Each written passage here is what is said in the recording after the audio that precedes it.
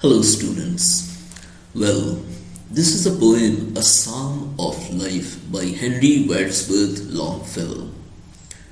It is also known as Be a Hero in the Strife. Well, telling you about the poet first. Henry Wadsworth Longfellow was an American poet and educator. He was born on February 27, 1807. His most famous works are Paul Revere's Ride, The Song of Hiawatha, and Evangeline. He was the first American to translate Dante Alighieri's Divine Comedy.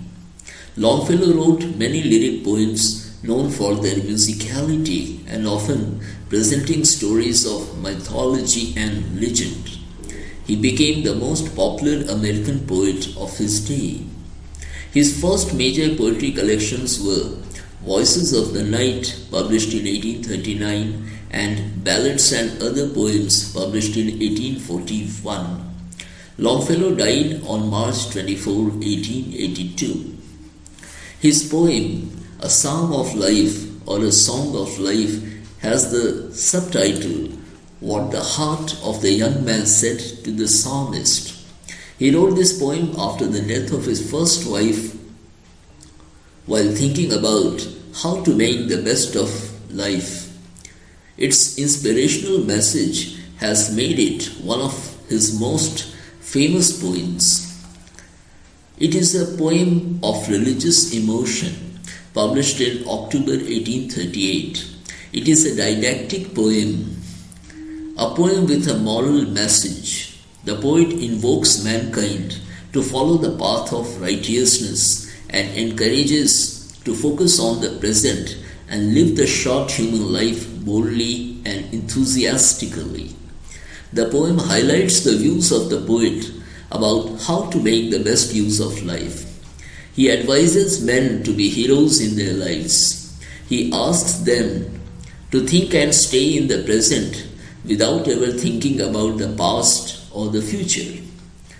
The poem inspires humans to live actively in present and neither lament the past nor think of the unknown future. He himself summarized his poem as a transcript of his thoughts and feelings at the time he wrote. He expresses his belief that human life is something more than just an idle dream. It is in the form of a dramatic monologue spoken by a young man to a psalmist, a composer of biblical numbered verses. Well, now here we have the first stanza. Tell me not in mournful numbers, life is but an empty dream. For the soul is dead that slumbers, and things are not what they seem. Now the explanation is, as the poem begins, the poet asks the psalmist not to sing to him in numerous sorrowful ways about how life is empty and unreal. He says that the souls of the ones who do nothing and remain inactive are dead. He says that things are not what they seem, but carry a much deeper meaning. Well, now here we have the second stanza.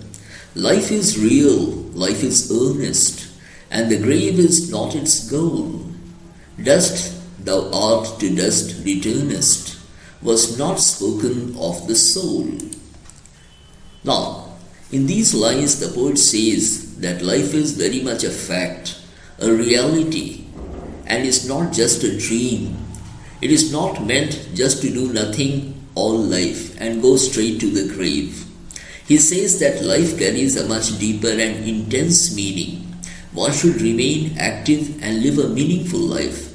The Christian saying of dust to dust, which states that humans come from the earth or dust and return to dust after they die, only refers to the body and not the soul. So the soul should be full of life. Well, now here we have stanza 3.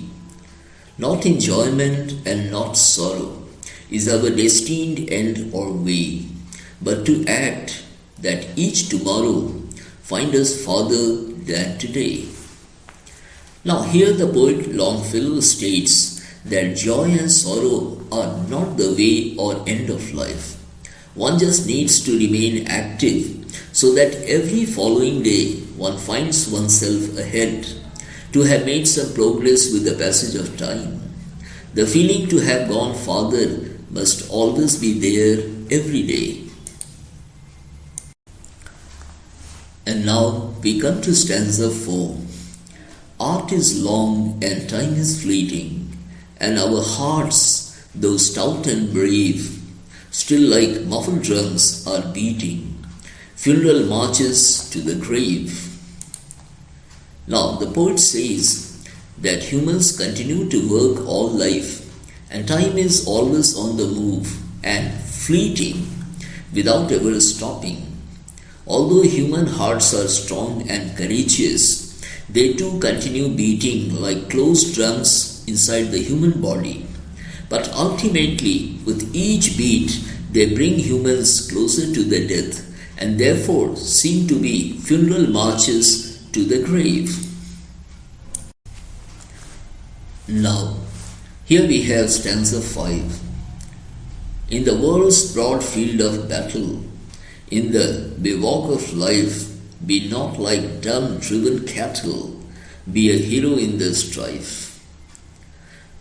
Here the poet uses the metaphor and calls the world a big battlefield of life.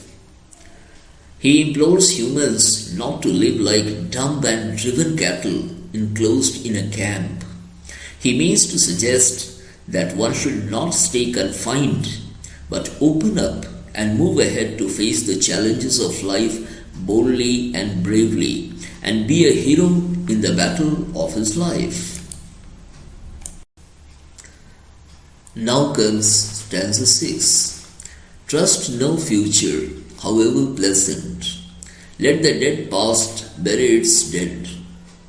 Act in the living present, heart within and God overhead. In these lines, the poet advises not to be certain of future, however pleasant it may seem, and not to think of past either that lies dead and buried in the coffin of time.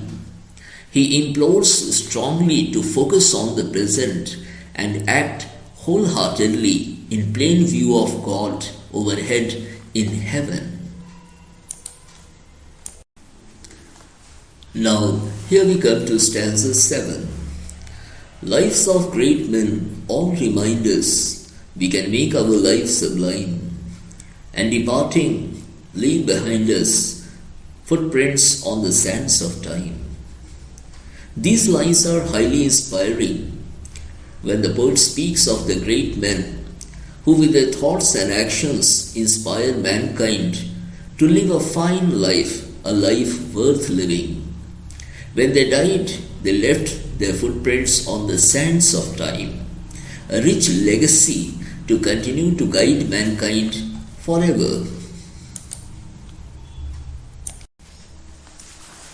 Well, now here we have the second last stanza, and this is stanza 8. Footprints that perhaps another, sailing over life's soaring main, a forlorn and shipwrecked brother, seeing shall take heart again. Now the explanation is, Longfellow points further that the footprints or the actions and messages of such great men will be a guiding force to those facing tough times, feeling miserable, abandoned, and lost in the ocean of life. The poet says that the ones feeling left and lost will get a fresh and new energy with their hearts set on facing new challenges boldly and moving ahead again. And now, students, here we come to the final stanza that says, let us then be up and doing with a heart for any fate, still achieving, still pursuing, learn to labor and to wait. Now, the explanation is, in this final stanza, The poet gives a call to mankind not to think about one's fate and rise to get into action. He asks all to be up and in action, to move on to pursue and achieve newer goals. While doing so, he asks mankind to learn to work hard and have patience to wait until they achieve their goal.